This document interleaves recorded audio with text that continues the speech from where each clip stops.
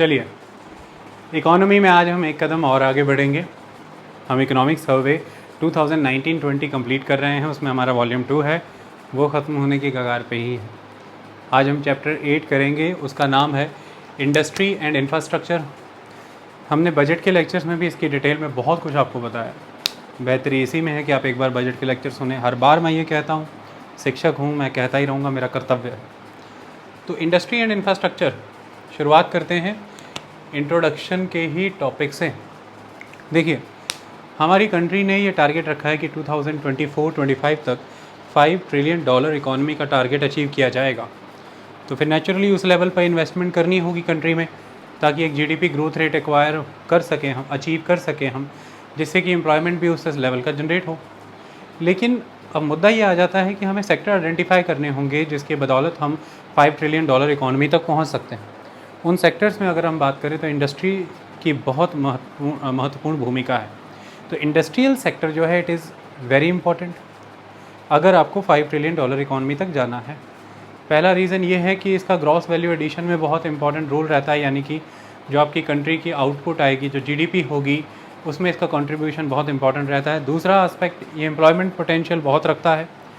Forward and backward linkages इसके बहुत strong है, यानी कि अगर इसको आप ग्रो करते हैं तो प्राइमरी सेक्टर यानी कि एग्रीकल्चर एंड अलाइड एक्टिविटीज़, और टर्शरी सेक्टर यानी कि information technology, banking, financial, transport services, ये सब भी बहुत बड़ी रफ्तार पर बढ़ने लग जाती हैं।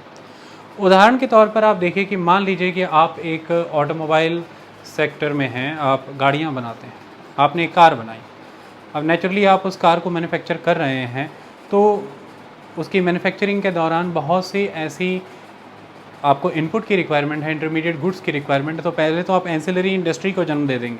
आपको गाड़ी बना रहे हैं, आपको अपहोल्स्ट्री चाहिए, आपको ग्लास चाहिए, आपको रबर यानी कि आपको टायर चाहिए, तो टायर इंडस्ट्री ग्रो करेगी, अपहोल्स्ट्री इंडस्ट्री ग्रो करेगी, सीट पे जो कवर वगैरह डलते हैं और जो गाड़ी में लगा रहता है ऊपर कपड़ा वगैरह। दूसरा अगर आप बात करें तो glass industry, rubber industry, upholstery industry, ये सब कुछ ग्रो करेगा। स्टीरियो, इलेक्ट्रिकल्स, इलेक्ट्रॉनिक्स, इस तरह की चीज़ों की ग्रोथ होती है क्योंकि कार में ये सब लगता है। तो एंसिलरी इंडस्ट्री का जन्म हो जाता है।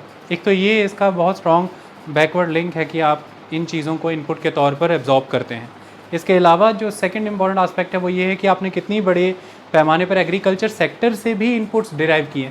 जैसे कि जो अपहोल्स्ट्री बनेगी, उसमें जिस भी तरह का फैब्रिक यूज़ होगा, उसमें जो थ्रेड का इस्तेमाल होगा, वो नेचुरली एग्रीकल्चर सेक्टर से आएगा। अगर वो अपहोल्स्ट्री फैब्रिक कॉटन मटेरियल से बना हुआ है, सपोज़ कीजिए कि लेदर का इस्तेमाल हो रहा है, रबर का इस्तेमाल हो रहा है, लेदर का इस्तेमाल है, तो लाइफ स्टॉक रियरिंग बहुत इंपॉर्टेंट है, लाइफ स्टॉक सेक्टर से आएगा, ये भी एग्रीकल्चर का ही पार्ट है।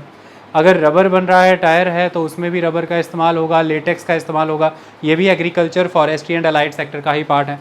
तो जब आप इस तरह से मैन्युफैक्चरिंग सेक्टर पे वर्क करते हैं, जैसे कि ऑटोमोबाइल सेक्टर पे हमने काम किया, उसका सबसे इम्पॉर्टेंट इसमें योगदान ये रह जाता है कि आप एंसिलरी इंडस्ट्री के साथ साथ प्राइमरी सेक्टर को भी सपोर्ट कर रहे हैं, क्योंकि आपने बहुत सारा रॉ मटेरियल वहाँ से भी डिराइव किया।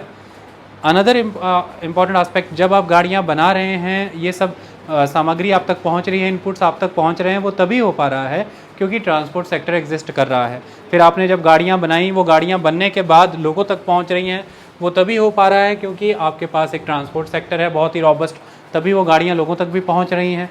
एजेंसी तक पहुँचेंगी, एजेंसी के बाद आप तक पहुँचेंगी, उसके लिए ट्रांसपोर्ट सेक्टर चाहिए, तो ट्रांसपोर्ट सेक्टर की ग्रोथ होती है। अगर गाड़ियाँ बन भी रही हैं, गाड़ियाँ बनने के बाद बिक रही हैं, उसके लिए बैंक की ज़रूरत है क्योंकि आपको लोन चाहिए, लोन पर आप गाड़ी लेंगे, तो बैंकिंग सेक्टर की ग्रोथ होती है। तो इस तरह से आप बहुत सारे इंजीनियर्स, बहुत सारे प्रोफेशनल्स, बहुत सारे मैनेजरियल सर्विसेज, बहुत सारी आउटलेट एजेंसीज़, डीलरशिप्स, ये सभी सेक्टर ग्रो करते हैं। एक गाड़ी के उदाहरण से ही हमने सीखा। तो अपने आप में मैन्युफैक्चरिंग सेक्टर जब ग्रोथ करता है तो गुड्स एंड सर्विसेज की आउटपुट में कंट्रीब्यूट करता है, जीडीपी में कंट्रीब्यूशन हुआ, एम्प्लॉयमेंट जनरेट की डायरेक्टली क्योंकि वहाँ पर लोग काम कर रहे हैं उस प्लांट में, ये भी एक तरह से एम्प्लॉयमेंट जनरेट कर रहा है। फिर जितनी भी एंसिलरी इंडस्ट्री है वहाँ पे भी एम्प्लॉयमेंट जनरेट हुई, और प्राइमरी और टर्शरी सेक्टर से आपने डिमांड क्रिएट की तो वहाँ पर भी एम्प्लॉयमेंट जनरेट की।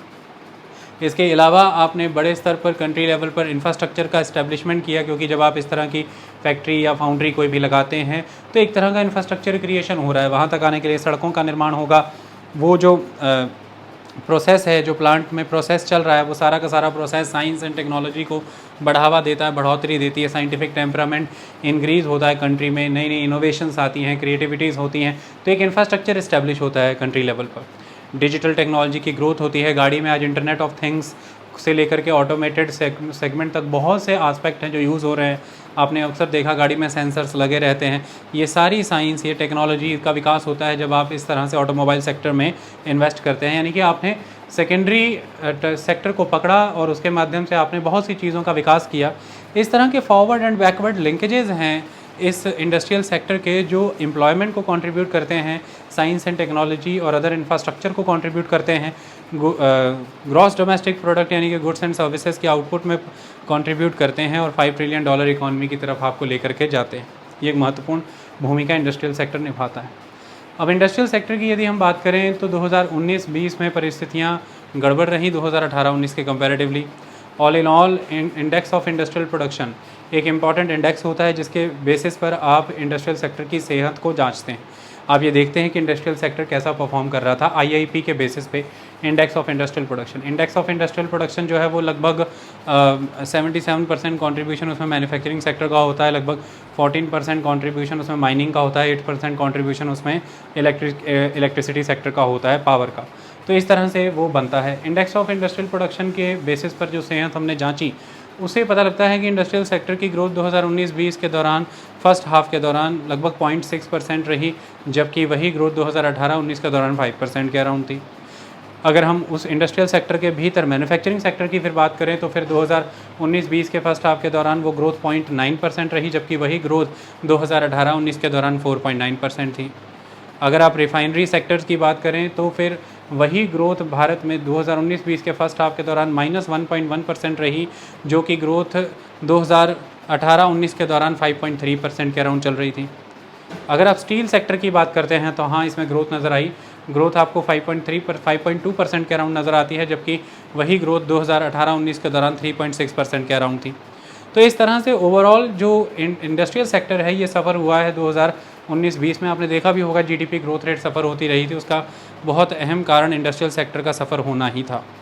इंडस्ट्रियल सेक्टर में इस तरह की गिरावट के लिए कई कारणों को ज़िम्मेदार माना गया। सबसे बड़ा कारण जो ज़िम्मेदार यही माना गया कि जो स्मॉल एंड मीडियम इंडस्ट्रीज़ हैं उनको लैंडिंग नहीं हो रही थी, उन्हें लोन नहीं मिल रहे थे बैंक्स की तरफ से। एनबीएफसी का क्राइसिस आया हुआ था और लिक्विडिटी क्रंच चल रहा था मार्केट में। नॉन बैंकिंग फाइनेंशियल कंपनीज़ जो थी, उनको जो लोन पहले से बांटे हुए थे वो लोन वापस रिकवर नहीं हो रहे थे, जिसकी वजह से उन एनबीएफसीज़ को जो नए लेंडर थे, यानी कि एनबीएफसीज़ जो हैं वो पीछे से पैसा लेती हैं, बोरो करती हैं, फिर वो ग्राहकों को वही पैसा देती हैं। जब एनबीएफसीज़ ने पैसा ग्राहकों को दिया हुआ है और वो वापस नहीं आ रहा है, ये मार्केट में खबर फैल जाती है, तो फिर एक पैनिक क्रिएट होता है। फिर जो लोग एनबीएफसीज़ को पैसा पहुंचाते हैं, यानी कि जो म्यूचुअल फंड्स हैं या जो बैंक्स हैं, कोई भी जो एनबीएफसी को फंडिंग देते हैं, उन्होंने बैंक्स ने एनबीएफसीज़ को फ़ंड देने बंद कर दिए, म्यूचुअल फंड्स ने एनबीएफसीज़ में फ़ंड लगाने बंद कर दिए। इसकी वजह से होने ये लगा कि एनबीएफसी के पास क्राइसिस हो गया पैसों का, और फिर फर्दर एनबीएफसी आगे लोन यानी कि लैंडिंग नहीं दे पा रहा था, और जो पहले से किए हुए लोन थे वो रिकवर हो नहीं पा रहे थे। इसकी वजह से एक ओवरऑल लिक्विडिटी का क्रंच रहा, ये एक इम्पॉर्टेंट कारण है। तो लैंडिंग नहीं हो रही थी, लोगों के हाथ में पैसा नहीं आ पा रहा था कि लोग कंज्यूम करें, इंडस्ट्रियलिस्ट के पास पैसा नहीं जा रहा था कि वो इन्वेस्ट करे। इन्वेस्टमेंट करेगा तो वो डिमांड क्रिएट करेगा, क्योंकि अगर वो एक घर भी बना रहा है, रियल एस्टेट सेक्टर में है, तो उस घर को बनाने के दौरान वो कई तरह के मटेरियल की डिमांड क्रिएट करेगा, कई तरह के स्टोन कॉन्ट्रैक्टर की, वुड कॉन्ट्रैक्टर की, कारपेंटर की, इलेक्ट्रीशियन की, कई तरह की सर्विसेज की डिमांड करेगा। कई तरह के मटेरियल जैसे कि सीमेंट है, ब्रिक्स है, कंक्रीट है, आयरन रॉड है यानी कि सरिया है, इनकी डिमांड करेगा। वो नहीं कर रहा था। इसकी वजह से जब वो डिमांड ही नहीं कर रहा है तो नेचुरली फिर जब वो डिमांड नहीं कर रहा है तो वो आगे पैसे किसी के पास जाएंगे नहीं। जब वो किसी के पास जाएंगे नहीं तो वो किसी की जेब में नहीं जाएंगे, तो उसकी परचेजिंग पावर बनेगी नहीं। जब वो बनेगी नहीं तो फिर कंजम्पशन भी ग्रो नहीं करेगी। तो जब निवेश ही नहीं हो रहा है तो ग्रोथ भी नहीं होगी, जब ग्रोथ ही नहीं होगी तो कंजम्पशन नहीं होगी, और जब कंजम्पशन नहीं होगी तो फिर फर्दर और कम निवेश होगा, क्योंकि जब कंजम्पशन ही नहीं है, जब डिमांड ही नहीं है, तो सप्लाई किसको दी जाए, प्रोड्यूस किसके लिए किया जाए। एक ऐसा सिनेरियो क्रिएट हो जाता है। इकॉनमी में यही हो रहा था, लैंडिंग नहीं हो रही थी स्मॉल एंड मीडियम इंडस्ट्रीज़ को, एनबीएफसीज़ का क्राइसिस चल रहा था, डोमेस्टिक लेवल पर डिमांड क्रंच चल रहा था। ख़ास तौर पर सबसे ज़्यादा आघात पहुंचा ऑटोमोबाइल सेक्टर को, फार्मास्यूटिकल सेक्टर को। ये सेक्टर सफ़र करते रहे अच्छे खासे लेवल पर। ये एक कारण रहा कि भाई आप पिछड़ते चले गए इस बार, और इंडस्ट्रियल सेक्टर की ग्रोथ आपने कुछ सेक्टर्स के अंदर नेगेटिव में भी पाई। इंटरनेशनल लेवल पर क्रूड के प्राइसेस अनसर्टेन चल रहे थे। इंटरनेशनल लेवल पर ट्रेड वॉर चल रही थी। चाइना और अमेरिका के रिलेशंस हमने आपको अच्छे से इकोनॉमिक सर्वे के दौरान पहले पढ़ा दिए हैं, और अमेरिका और ईरान के रिलेशन भी हमने अच्छे से पढ़ा दिए। अमेरिका ईरान के रिलेशंस की अनसर्टेनिटीज़, जिसके क्रूड के प्राइसेस के ऊपर एक अनसर्टेन ट्रेंड नज़र आ रहा था कि भाई कल को क्रूज़ के प्राइसेस हो सकता है एस्केलेट भी कर जाए, जबकि लंबे समय से क्रूड के प्राइसेस कम चल रहे थे। फिर अमेरिका और चाइना की ट्रेड वॉर की वजह से ये क्लैरिटी नहीं थी मल्टीनेशनल कंपनीज़ को कि फर्दर होने क्या वाला है। अमेरिका कितनी सैंक्शंस लगाने वाला है चाइनीज़ प्रोडक्ट पे, या चाइना कितनी सैंक्शंस लगाएगा अमेरिकन प्रोडक्ट्स के ऊपर, इसको लेकर के एक अनसर्टेनिटी बनी थी। और अनसर्टेनिटीज़ के एटमॉस्फेयर जब भी क्रिएट होता है तो इंडियन इंडस्ट्रीज़ जो यहाँ से एक्सपोर्ट करते हैं वो एक्सपोर्ट भी सफ़र होंगे, क्योंकि वही इंटरनेशनल मल्टीनेशनल कंपनीज़ हैं जो इनके प्रोडक्ट को बाय कर रही हैं, परचेज़ कर रही हैं, एक रीज़न। फिर वही एमएनसीज़ हैं जो मुनाफा कमाती हैं, मुनाफा कमाने की वजह से वो निवेश करती हैं। उस निवेश की वजह से अंतर्राष्ट्रीय स्तर पर जब वो निवेश करती हैं उसकी वजह से वो कई तरह की वस्तुओं की मांग पैदा करती हैं। फिर वो मांग की एक पूर्ति भारत भी करता है। फिर वही कंपनी जब प्रॉफिट कमाती हैं तो उसके शेयर होल्डर्स के पास अच्छे डिविडेंड जाते हैं, तो वो लोग डिमांड क्रिएट करते हैं। जब डिमांड क्रिएट होती है, कंजम्पशन जब बढ़ती है, तो भी इंडियन एक्सपोर्ट बढ़ेगा। अब जब ये सफ़र करेगा तो फिर प्रॉब्लम क्रिएट होगी। और दूसरी तरफ सबसे बड़ी समस्या यहाँ से है कि इंटरनेशनल लेवल पर जब इस तरह की अनसर्टेनिटीज़ है तो वो कंपनीज़ जिनके मुनाफे घाटे में जा रहे हैं वो भारत में भी निवेश उस स्तर पर नहीं करेंगी, और जब वो निवेश कम होगा उस लेवल पर तो फिर प्रॉब्लम देखने को मिलेगी, क्योंकि कंट्री से फिर रिसोर्सेज मोबिलाइज नहीं हो पाएंगे, कंट्री में परचेजिंग पावर लोगों के हाथ में नहीं आएगी। तो कुल मिलाकर के एक अनसर्टेन ट्रेड सिस्टम नज़र आ रहा है, जिसकी वजह से निवेश कम हो रहा है। भारतीय निवेशक भी निवेश कम करेगा, इन्वेस्टमेंट में कम जाएगा। उसे इंटरनेशनल सिचुएशन क्लियर नहीं है, वो देखेगा कि पहले क्रूड के प्राइसेस सेटल हो जाए, वो देखेगा कि इंटरनेशनल ट्रेड प्रैक्टिसेस पहले सेटल हो जाएं, डिस्प्यूट्स ख़त्म हो जाएं, फिर ही मैं पैसा मार्केट में अपना उतारूं, फिर ही मैं निवेश करूं और इंटरनेशनल मार्केट के लिए प्रोड्यूस करना शुरू करूं। जब तक ऐसा नहीं होगा तो वो फिर फर्दर निवेश नहीं करेगा। इसकी वजह से निवेश कम हो जाने की वजह से ग्रोथ कम होनी शुरू हो जाती है बाज़ार के अंदर। तो ये सब परिस्थितियाँ रहीं जिसकी वजह से हमने नुकसान भुगता। इसको कई तरीक़ों से आंकने की, जांचने के प्रयास किए गए। सरकार ने देखा कि जो 8 कोर इंडस्ट्रीज़ हैं हमारी कंट्री में, जैसे क्रूड ऑयल है, जैसे कि नेचुरल गैस है, जैसे कोल है, जैसे इलेक्ट्रिसिटी है, जैसे सीमेंट है, जैसे फर्टिलाइज़र्स हैं, इनको मिलाकर के 8 कोर इंडस्ट्रीज़ बनाई हैं। इन कोर इंडस्ट्रीज़ के ट्रेंड से ही overall index of industrial production का एक ट्रेंड ऑब्जर्व हो जाता है, क्योंकि ये core industry index of industrial production का 40% शेयर रखती है। इन कोर इंडस्ट्रीज़ के तहत देखा गया कि जो मेजॉरली जो चीज़ों को सेटबैक गया, जैसे कि कोल को सेटबैक रहा, क्रूड ऑयल को सेटबैक रहा, नेचुरल गैस को एक सेटबैक देखने को मिला।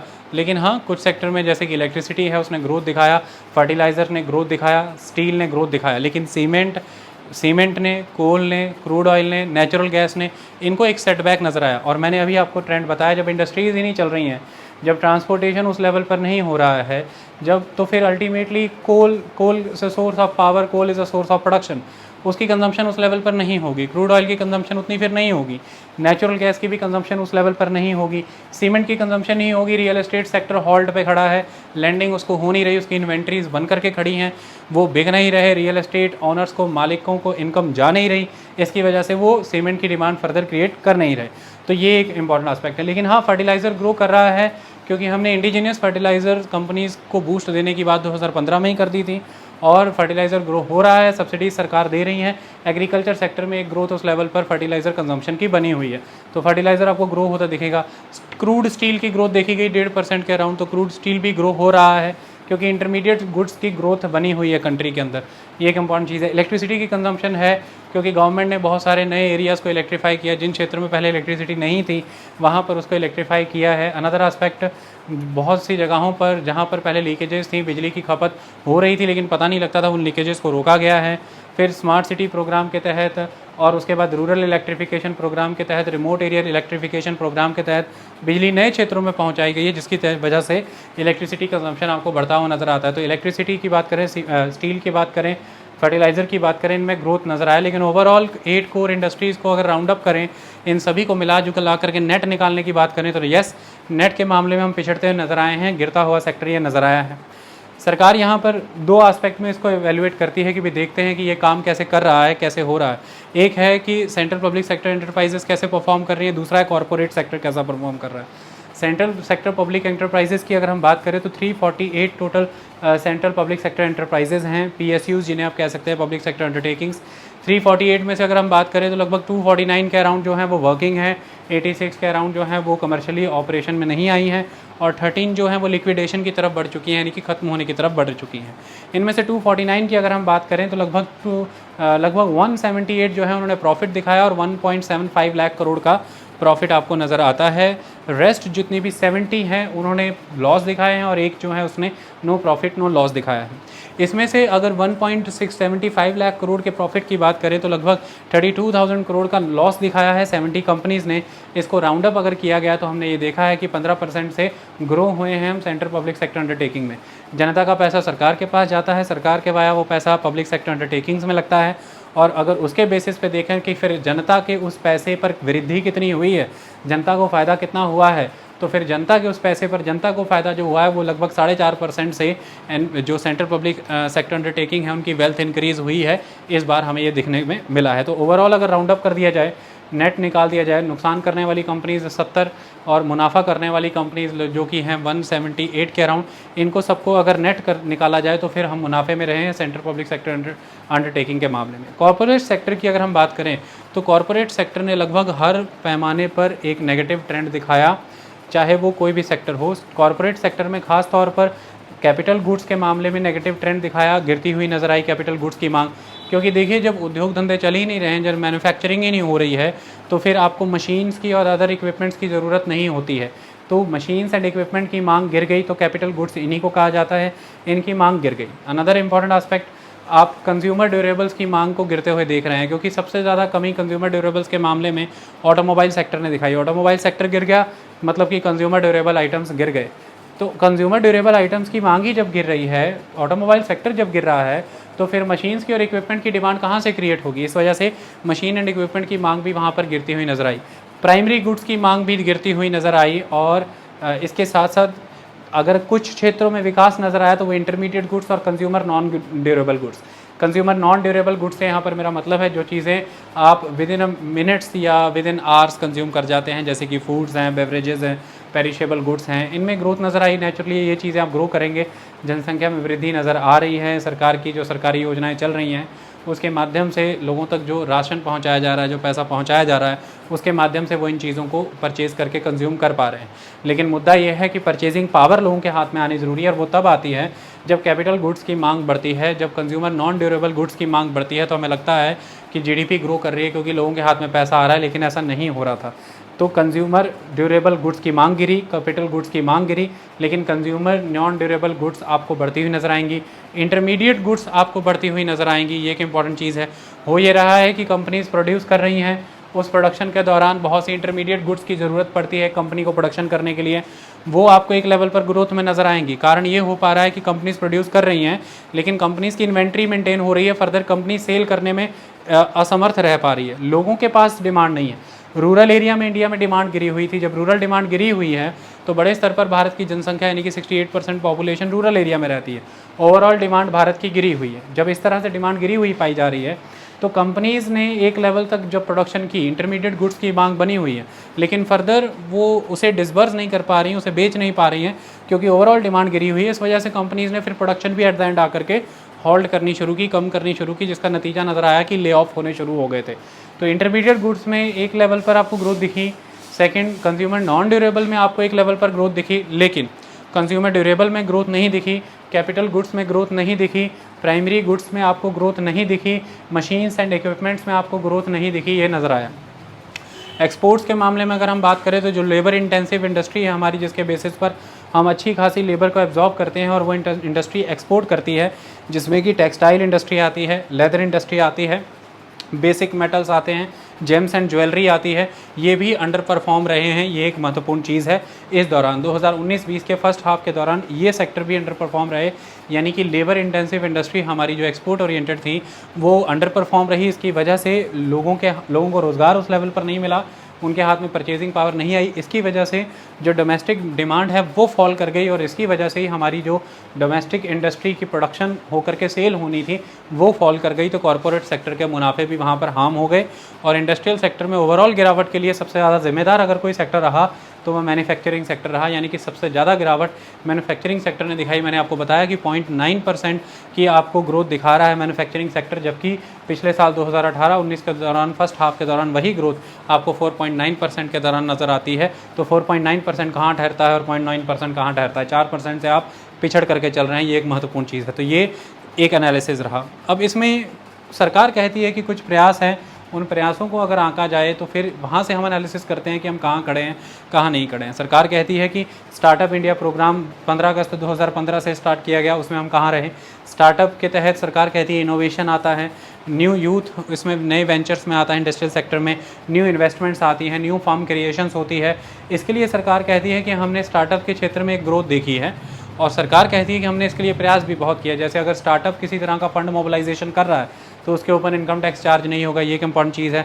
स्टार्टअप को इन सीटू कई सारे फॉर्म्स में अपने सेल्फ रेगुलेटरी प्रोविजन प्रोवाइड किए गए, यानी कि अगर किसी तरह के लेबर लॉज हैं या किसी तरह के एनवायरमेंटल लॉज हैं, उसमें सेल्फ रेगुलेटरी मैकेनिज्म अपनाया गया स्टार्टअप्स के तहत कि स्टार्टअप खुद ही सेल्फ रेगुलेटेड रहेंगे इस मामले में, उन्हें कहीं पर परमिशन लेने की उस लेवल पर ज़रूरत नहीं रहेगी, वो खुद ही कंप्लायंस कर जाएंगे, तो वो चीज़ अपने आप में वैलिड है। इस तरह से स्टार्टअप को प्रमोट किया गया। स्टार्टअप के लिए कई तरह के लोन प्रोडक्ट स्टार्ट किए गए, कई तरह के क्लस्टर हब इस्टेब्लिश किए गए। अगर उन्हें किसी तरह की हार्डवेयर सपोर्ट प्रोवाइड करनी है, किसी तरह की सॉफ्टवेयर टेक्नोलॉजी की सपोर्ट प्रोवाइड करनी है, डाटा सेंटर्स और स्टार्टअप क्लस्टर्स से इस्टेब्लिश किए गए, नॉलेज टैंक इस्टेब्लिश किए गए उनकी हेल्प के लिए।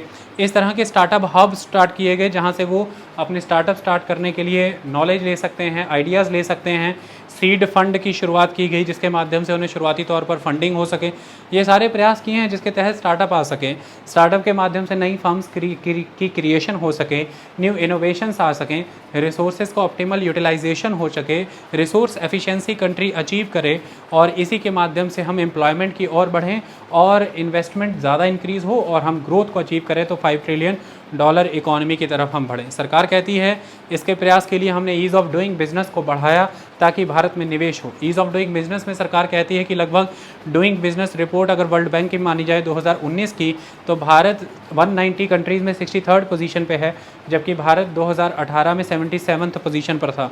तो भारत ने अच्छी खासी यहाँ पर सुधार दिखाया है, जबकि 2014 के अराउंड भारत कहीं 142nd पोजीशन के अराउंड घूम रहा था, जिसमें सुधार दिखाते हुए भारत 2019 तक 63rd पोजीशन तक आया है। टोटल 10 इंडिकेटर के बेसिस पर डूइंग बिजनेस रिपोर्ट प्रिपेयर होती है, जिसमें से 7 इंडिकेटर में भारत ने बहुत अच्छी बढ़ोतरी दिखाई है। भारत ने रूल्स रेगुलेशंस को सिंप्लीफाई एंड रैशनल करने की कोशिश की है, प्रो एंटरप्रेन्योर रूल्स बनाने की कोशिश की है, प्रो लेबर रूल्स बनाने की कोशिश की है, ताकि जितनी भी ऑब्स्ट्रक्शंस हैं $5 ट्रिलियन इकोनॉमी को अचीव करने के लिए, मैन्युफैक्चरिंग सेक्टर को और ओवरऑल इंडस्ट्रियल सेक्टर को ग्रो कराने के रास्ते में जो बॉटलनेक्स आती हैं उनको रिमूव करने के प्रयास सरकार कहती है हमने किए, जिसमें सबसे बड़ा कदम यही था कि हमने ईज़ ऑफ डूइंग सिस्टम को बढ़ाने की तरफ प्रयास किए, और आज इसी का नतीजा है कि हम 63rd पोजीशन पर हैं। थोड़े समय में ही हम बेस्ट इन क्लास कैटेगरी आने वाले हैं ईज़ ऑफ डूइंग बिजनेस के मामले में, यानी कि वर्ल्ड लेवल पर जो बेस्ट प्रैक्टिसेस होती हैं वो भारत भी अपनाएगा। यहाँ पर प्रॉपर्टी रजिस्टर करना ईजी होगा, यहाँ पर बिजनेसेस स्टार्ट करने बहुत ईजी होंगे,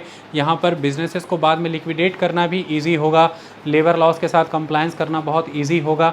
ये सारी चीज़ें, टैक्स कंप्लायंस सिस्टम बहुत ईजी हो जाएगा, लॉजिस्टिक सप्लाई ट्रांसपोर्टेशन सिस्टम बहुत ही कन्वीनियंट हो जाएंगे, टाइम रिडक्शन हो जाएगा हर जगह पर। ये सब सरकार कहती है कि हम प्रयास कर रहे हैं, आने वाले दिनों में ये होगा। और ईज़ ऑफ डूइंग बिजनेस का नतीजा है कि फॉरेन इन्वेस्टमेंट्स भारत में FDI की फॉर्म में बढ़ी हुई नज़र आई, ऐसा सरकार कहती है। तो सरकार कहती है कि फॉरेन डायरेक्ट इन्वेस्टमेंट के मामले में 2019-20 अगर देखा जाए तो वहाँ पर 26 बिलियन डॉलर के अराउंड आपको फॉरेन डायरेक्ट इन्वेस्टमेंट नज़र आता है, जबकि 2018-19 में ये 22 बिलियन डॉलर के अराउंड था, और ये एक अच्छा ट्रेंड पाया गया है।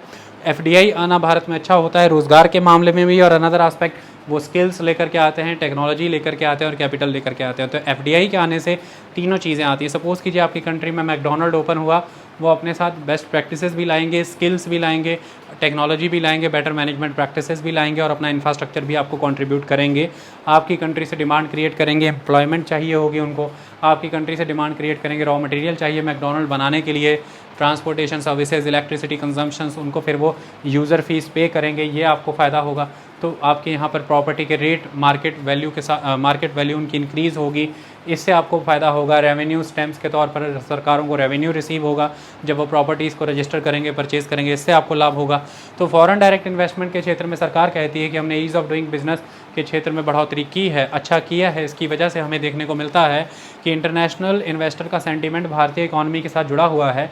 चाहे 2019-20 के शुरुआती 6 महीने के दौरान हमने इंडस्ट्रियल सेक्टर में और बाकी कई सेक्टर्स में गिरावट दिखाई है, लेकिन फिर भी शेयर बाज़ार की अगर हम बात करें तो निवेशक जो है उसकी एक आशा भारत के साथ है। वो देखता है कि भारत में रिफॉर्म्स बेहतर हो रहे हैं, भारत में फ्यूचर इकोनॉमिक पोटेंशियल बहुत ज़बरदस्त है, जिसकी वजह से वो निवेश भारत में कर रहा है। और इसी का नतीजा है कि फ़ॉरेन पोर्टफोलियो इन्वेस्टमेंट्स और फॉरेन डायरेक्ट इन्वेस्टमेंट्स दोनों ही भारत के विषय में अगर देखा जाए तो उनकी बढ़ोतरी हुई है। ये एक इंपॉर्टेंट एस्पेक्ट है। जीडीपी के मामले में सरकार ये कहती है कि मैन्युफैक्चरिंग इंडस्ट्रियल सेक्टर जीडीपी का 30% शेयर कंट्रीब्यूट करता है। 2018-19 तक ये आंकड़ा था, लेकिन हाँ 2019-20 में इस आंकड़े में गिरावट आई है। अगर ग्रॉस कैपिटल फॉर्मेशन की बात करें, जैसे एग्रीकल्चर सेक्टर में मैंने पढ़ाया था कि ग्रॉस कैपिटल फॉर्मेशन की बात करें तो सरकार कहती है कि 2016 से लेकर के आगे तक, जहाँ एक तरफ 0.7 के अराउंड ग्रॉस कैपिटल फॉर्मेशन था, 2018-19 तक ये ग्रॉस कैपिटल फॉर्मेशन 7.6% तक भी आया।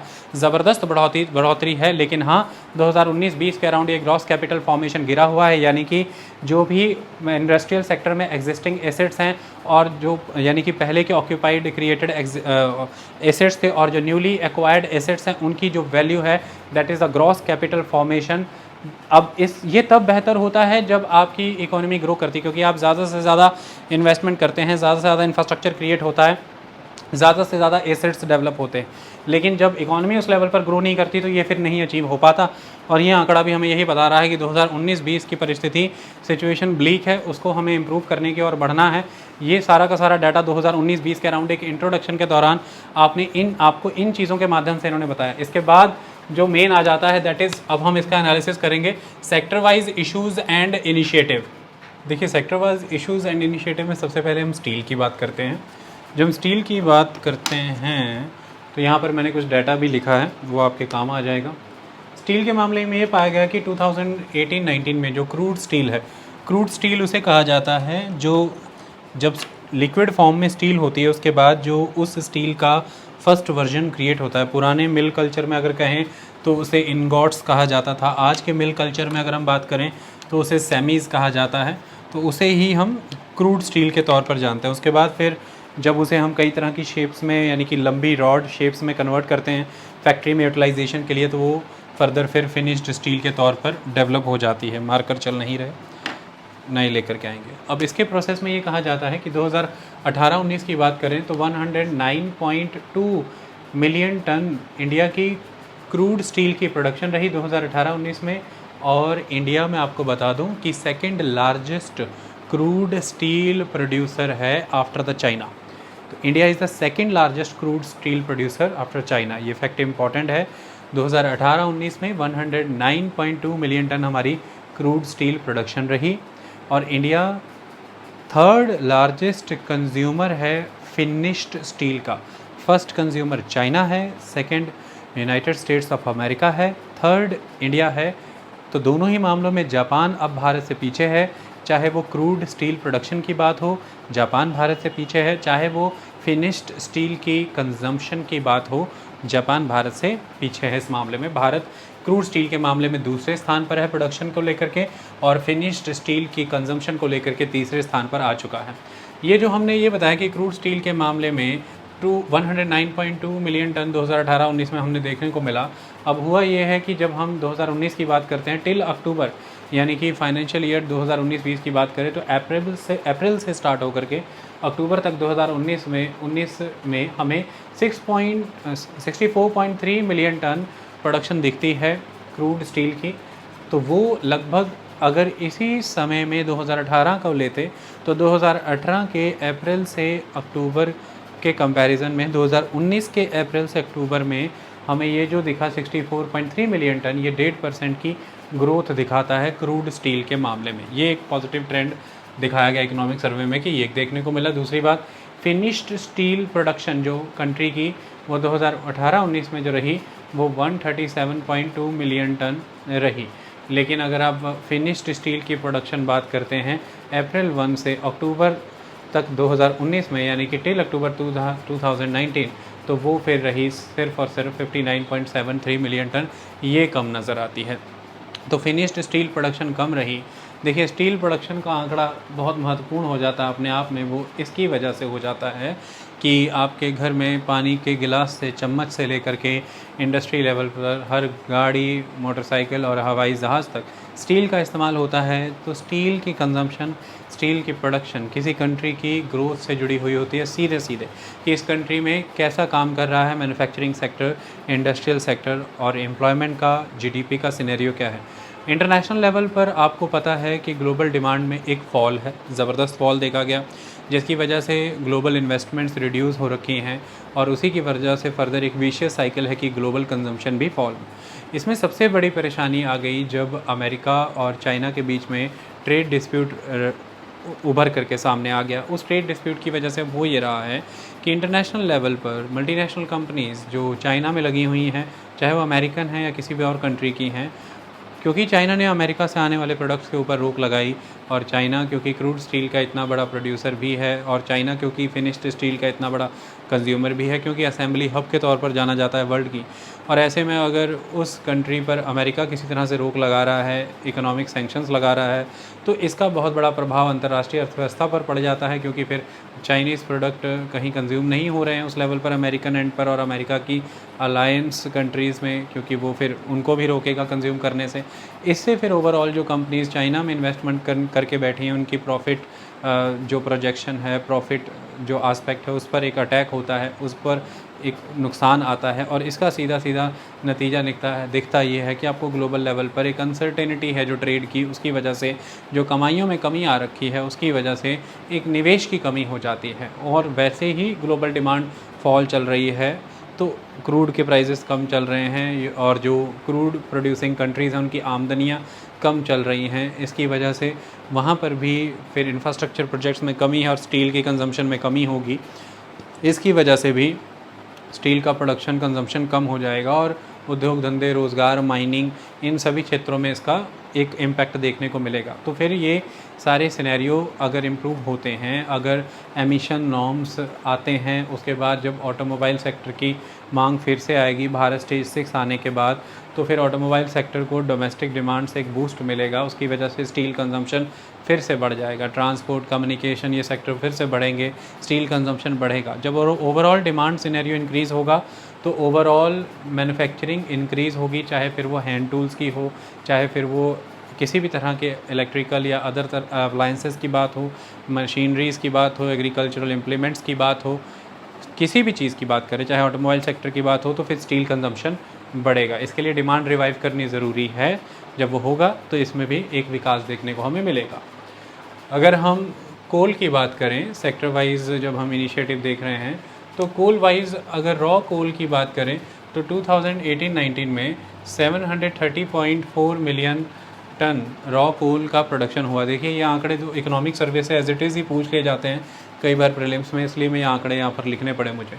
तो रॉ कोल की 730.4 मिलियन टन प्रोडक्शन रही 2018-19 में, जो कि 8.1% ग्रोथ दिखाता था 2017-18 के मुकाबले। ये एक पॉजिटिव ट्रेंड। लेकिन अब यहीं पर देखिए, 2019-20 की बात अगर हम करें, अप्रैल से नवंबर को लें अगर, 1 अप्रैल से नवंबर तक, तो 410.5 मिलियन टन प्रोडक्शन हुआ है, जो कि 2018-19 में अगर हम देखें तो 2018 के अप्रैल से नवंबर के कंपैरेटिवली ये प्रोडक्शन -5.3% है। तो कोल का प्रोडक्शन जो है वो माइनस में जा रहा है, -5.3% पे जा रहा है। ये एक नकारात्मक ट्रेंड है। उसका रीज़न ये है कि जो कोल का प्रोडक्शन का जो सीज़न है वो इम्पैक्ट हुआ ज़बरदस्त। इस बार बहुत ही अनसर्टेन, नॉन सीजनल रेनफॉल रहा, इरेटिक ट्रेंड पाया गया रेनफॉल में, और इसका सीधा सीधा असर माइनिंग में देखने को मिला। दूसरा एस्पेक्ट यहाँ पर ये रहा कि लॉ एंड ऑर्डर सिचुएशन गड़बड़ रही उन क्षेत्रों में जहाँ पर माइनिंग का आस्पेक्ट था। स्टैट्यूटरी प्रोविजंस में गड़बड़ रही, कोल ब्लॉक्स को लेकर के, इन सभी चीज़ों ने इम्पैक्ट किया कोल प्रोडक्शन को। इसको गवर्नमेंट ने, जो law and order provision situation है, जो स्टैट्यूटरी प्रोविजंस हैं, उसको इम्प्रूव करने की बात सरकार ने की, और जो रेनफॉल प्रोसेस है उस पे तो किसी का भी कंट्रोल नहीं, तो इस वजह से कोल प्रोडक्शन में प्रॉब्लम रही। फिर डिमांड तो बनी रही होगी, तो डिमांड सप्लाई के कंसेप्ट को सेटल करने के लिए जो डिमांड है उसकी पूर्ति करने के लिए जो सप्लाई है वो फिर इंपोर्ट करनी पड़ी, तो लगभग 120 मिलियन टन कोल इंपोर्ट भी किया गया है। ये एक इंपॉर्टेंट चीज़ है। ओवरऑल कोल कंजम्पशन में कमी आई भारतीय स्तर पर, उसका रीज़न यही रहा कि प्रोडक्शन में कमी आई है, क्योंकि डिमांड में कमी चल रही थी, इकोनॉमिक स्लो डाउन था। इसकी वजह से जब प्रोडक्शन में ही कमी है तो कोल एक सोर्स है पावर का, क्योंकि कोल से एनर्जी आएगी, एनर्जी से पावर बनेगी, और जब पावर की ज़रूरत ही नहीं, मशीन चल ही नहीं रही, तो फिर कोल भी कंज्यूम क्यों करना। तो कोल के कंजम्पशन में वैसे एक गिरावट आई थी, लेकिन कोल के प्रोडक्शन में भी गिरावट आई। कोल सप्लाई साइड से भी सफ़र हुआ, क्योंकि rainfall and law and order situation बहुत महत्वपूर्ण रोल वहाँ पर प्ले करती है। MSME medium small and micro enterprises, micro small and medium enterprises को आप कह सकते हैं, बहुत इंपॉर्टेंट सेक्टर है ये।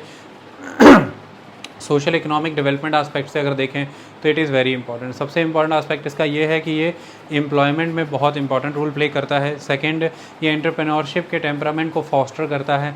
तीसरा, ये एक्सपोर्ट्स में बहुत बेहतर कंट्रीब्यूट करता है, और ये सब कुछ करता है बहुत ही कम कैपिटल कॉस्ट में। यानी कि अगर यही लेवल की एम्प्लॉयमेंट, यही लेवल का एक्सपोर्ट और यही लेवल की एंटरप्रेन्योरशिप फॉस्टरिंग प्रोसेस आपको अचीव करना हो किस एक बड़े सेक्टर से, हैवी इंडस्ट्री सेक्टर से, तो आपका कैपिटल, आपका पूंजी बहुत ज़्यादा लगेगा। तो लेस कैपिटल कंज्यूम करके भी ये इन चीज़ों को बेटर डिलीवर करता है। और इंडिया जैसे सिनेरियो में, जहाँ पर पॉपुलेशन इतनी ज़बरदस्त है, जहाँ पर बहुत बड़े स्तर पर अनऑर्गेनाइज्ड सेक्टर का डोमिनेंस है एम्प्लॉयमेंट के मामले में, प्रोडक्शन और एक्सपोर्ट के मामले में, वहाँ पर आपको MSME सेक्टर पे बहुत फोकस करना पड़ेगा। सरकार ने कहा है कि हमने काम किया, हमने MSME सेक्टर को क्रेडिट बेहतर मिल सके उसके लिए, क्रेडिट सप्लाई बढ़ाने के लिए कई नए प्रोविजंस लेकर के आए।